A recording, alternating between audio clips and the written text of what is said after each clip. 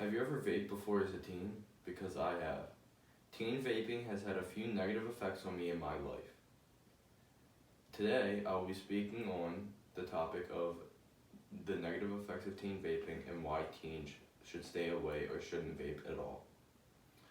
My name is Morgan Santos, and I think I'm qualified to speak on this subject because I've done numerous amounts of research.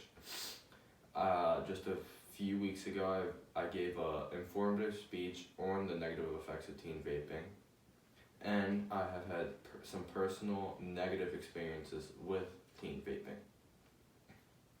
I have two main points that I'm going to go over.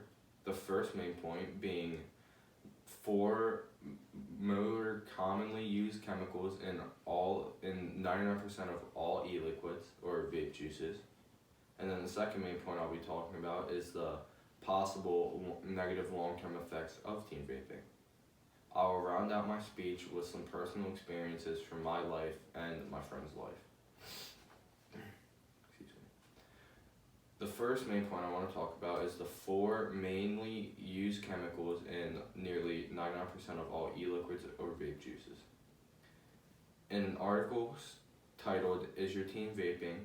Here's Why They Shouldn't," by Mohammed K. Mohammed, he states four chemicals that are the most commonly used chemicals in all vape juices. The four chemicals I will go over are nicotine, diacetyl, volatile organic compounds, and some heavy metals. Nicotine is the tobacco alternative in vaping. Nicotine can be highly addictive and can cause mood disorders and lower the mental or psychological impulse control. Diacetyl is a flavoring agent used to flavor your vape juices or e-liquids with the flavors of mango, pineapple, mint, tobacco, etc. This chemical can cause bronchiolitis obliterans. Now, if you look at the slide I've presented here, these are both bronchioles. The bronchiole on the left is a lot more open and it looks more like a tube or a lung. The bronchiole on the right is a lot more inflamed and closed up. If you look at that little opening, it's almost like someone stabbed it with a knife and pulled it out. There's not really much room for anything to get through there. Bronchioles are branches of your lung. The bronchiole on the left is a lot more open, so it can sustain a lot more airflow and you can have a lot more fluent breathing. The bronchiole on the right would cause shortness of breath and it would make it harder for you to breathe in general. For these reasons, you shouldn't vape because this can happen to you and it could ruin a sports career or ruin just everyday life for you. The third chemical or chemicals I'd like to talk about are volatile organic compounds or VOCs.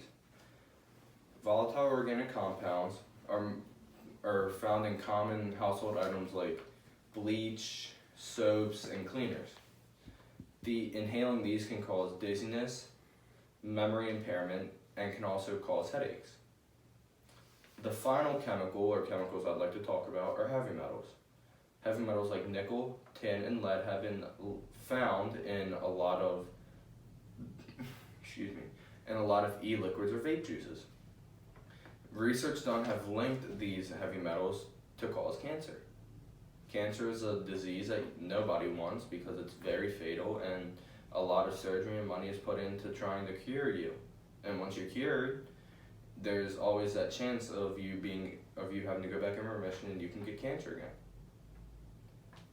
The second main point I'd like to talk about are some possible negative long-term effects of vaping or teen vaping. In the article, "The Long-Term Effects of Vaping," written by Alyssa, I wish I could give you her last name, but it wasn't put on the article. She said in the article that many long-term side effects are relatively unknown. Research done has concluded that a few of the side effects I'll tell you about are some possible side effects of long-term vaping or some long-term negative side effects that you can have. The first side effect I'd like to talk to you about is a respiratory disease that can cause respiratory diseases like asthma.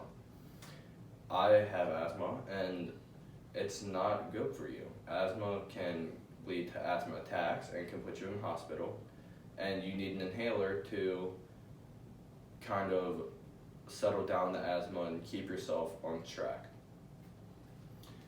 The second issue or side effect it can bring is reproductive issues. Reproductive issues are very negative for you if you want to have kids or multiple children.